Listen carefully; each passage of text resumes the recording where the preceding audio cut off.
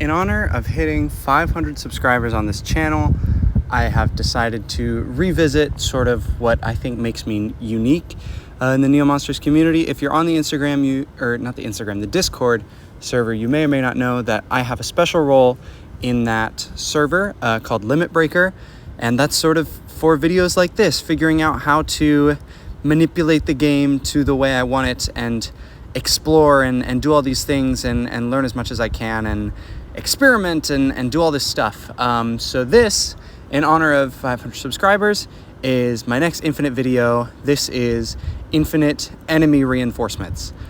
This one was tricky and it took a lot of figuring out, and it took me a very long time. You'll see that as this video goes on, but I went through a couple things. First, I was just like, oh, I'll just spam tokens, and I remembered Phantom. I was like, oh, unwanted ritual. I have infinite reinforcements from Vixian, basically.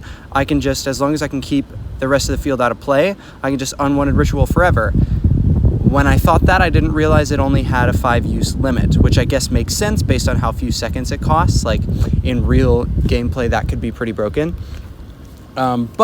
So we went to the next idea. Token spamming was maybe not the way to make it work. Also, by the way, I have since, I hatched a rare egg the other day, and I pulled an XYZ, which if you guys follow me closely, you know that I already have XYZ Awakened. So that gave me the third mythic ticket that I needed, and I bought the third shard for Yukiana, because I really wanted to awaken her. I think she's super cool, and Dream of Snow comes in handy for challenges like this, which you'll see. Putting an enemy to asleep forever means that I can just use Drake, because if you accelerate him correctly, he can keep 3 monsters out of play forever.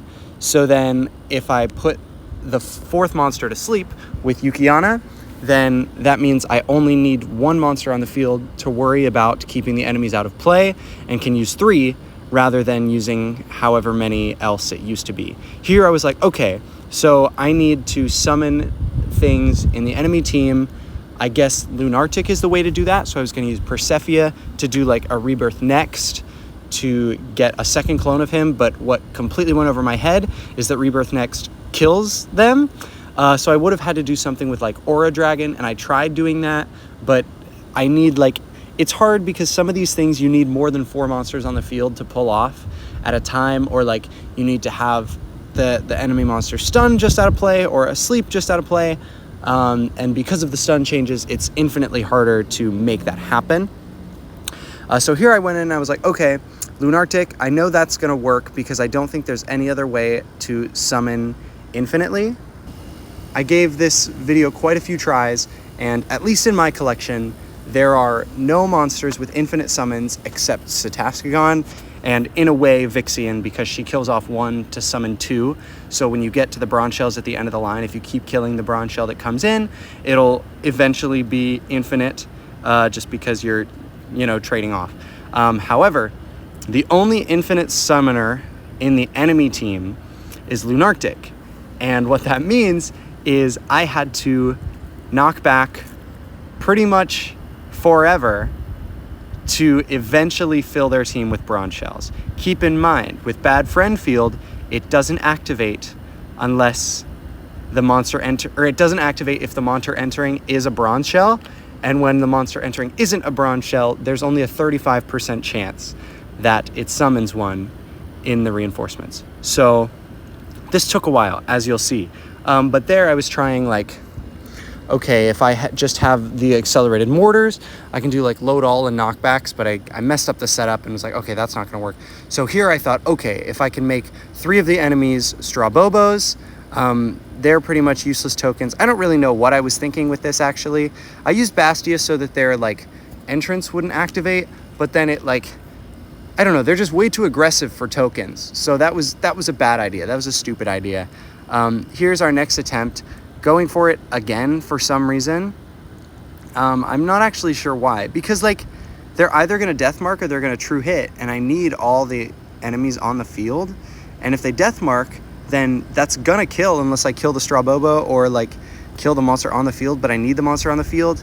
So that was a bad idea. Wait, no, I do know why, because my plan was to use Ursidonis and Saber Dragon with Shock, and so I wanted a token that wouldn't die, which is why I also had Cimarronix on the field for equalize, so that like eventually the shock would get close to killing, but then I could equalize infinitely, which is the only enemy heal that you can do infinitely. And it was complicated, but it didn't work. So here I was at the next one. I was like, okay, I think Armadiator's the move, and I think I need Bastia on the field to stop any entrances. And this is pretty much what I got down to. I had 2 Vine Eyes. I didn't show the Vine Eye setup, but I was like, okay, Vine Eyes are tokens that aren't going to remove themselves and aren't also going to be doing much except attacking, because the AI won't use Heal All unless the enemy team needs it. And so here I was like, okay, I've got Lunartic's knockback. I've got this load ally knockback pretty much set up so that I can do it forever. And then I've got Bastia on the field to stop any entrances and to heal up Gandalfrog if he ever needs healing. I think the reason this didn't work is because eventually the bronze shells were coming in too quickly for me to do anything. No, I don't think that's it. It's because in this specific battle there was a Cephalion. I think that's his name. The one with stunning entrance, heal all, the old one, give turn, purify, hold ground, swift pullback is the secret skill. I think that's why I stopped. I also stopped because I was like, there's a better way I could set this up so that like the load mortar works better timing wise with the pullback mortar, because the load ally is 44 seconds with I think with an Elm accelerated Gandalfrog, maybe 43, 42, is it? I can't even see. I did the little Die Faith Elm accelerate, and then I kept Armadiator. I made his seconds a little, a little more, I guess, with his bonus, so that it was 47 seconds. I'm sure there was a way I could have like made that a little more intricate, made it work out perfectly, but you know, whatever. There could have been bad if I had lost the Gandalfrog to Midas Dragon. That would have been a failed attempt. But here we go. This was kind of my thought is, okay, I'm going to use XYZ now. What didn't cross my mind is the fact that I needed Missile Torment to die off to bring in XYZ. So I had to have the Vine Eyes kill him, use my secret skill to bring him down to hold ground health, and then risky heal all with the Vine Gazer. But then this was the setup. I start loading, I start knocking back. The tricky thing that I had to keep in mind was because the Vine Eyes kept doing Megastone on the Gandalfrog, I had to keep him alive. I had to make sure he didn't, die, because if he died, I have no way of loading the Armadiator fast enough. So every so often I had to do this like charge ally that you just saw me do there. There's Sepharion, whatever. You knew who I was talking about. Another thing is if the Bronze Shield killed themselves off, then that was bad. Here we skipped ahead to 50 reinforcements. We're halfway there. But if the Bronze Shells killed themselves off, that would be bad also. I guess maybe now thinking about it, not necessarily, because if they killed themselves off, Aura Dragon would just summon one, so then the amount of enemies in the reinforcements wouldn't change. Here I skipped ahead to 75 in the reinforcements. You can see the seconds counter over there, 21,000. Like some of my infinites, this didn't go up super high because all the skills I'm using are 40 seconds, and I'm skipping a lot. It's not like back in the day with Persephia when I was stunning them for like 100,000 seconds. But yeah, so this just kind of goes on. I think this was like a 15-minute clip that every couple seconds I just sped up so you could get a sense for like how long this took, because this took, let's see, so we're on vacation right now, and we were driving from Pittsburgh, Pennsylvania to Washington, D.C. It was about a 3-hour drive. I started this about 45 minutes in, and I finished it, like I got to 100 about when we arrived. So like the entire drive, I was just doing this. It took about 2.5 hours, more counting like all the failed attempts. But as you can see, it's a very repetitive process. Sometimes I would use a knockback with Lunarctic to build up some extra time to heal the Gandalfrog. But what was so annoying is this gets exponentially harder as you go along, right? Because you're adding more bronze shells to the team, which means, and I know this is like hard to watch, but if you just look at the top corner, you'll see the numbers going up. There I skipped ahead. Eventually I got this idea where if I kill Goldoid, it will hopefully revive, and Aura Dragon will summon a clone so that the next time I get to a Goldoid, there will be 2 of them, was kind of my thought process, but the Revenge didn't activate. But here we go, 99.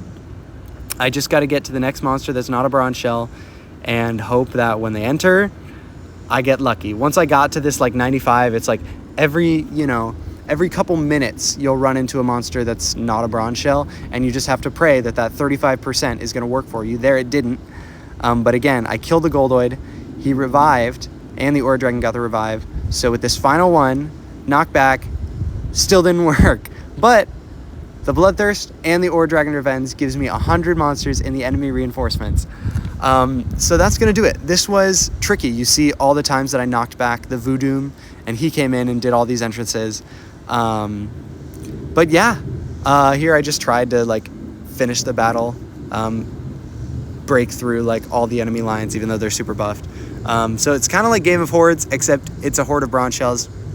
I hope you guys enjoyed this video. I don't know if other people enjoy my infinite content, but I really do. I think it's super fun to kind of experiment with this game, play around with, what wasn't the intentions of it. But I think it's super cool.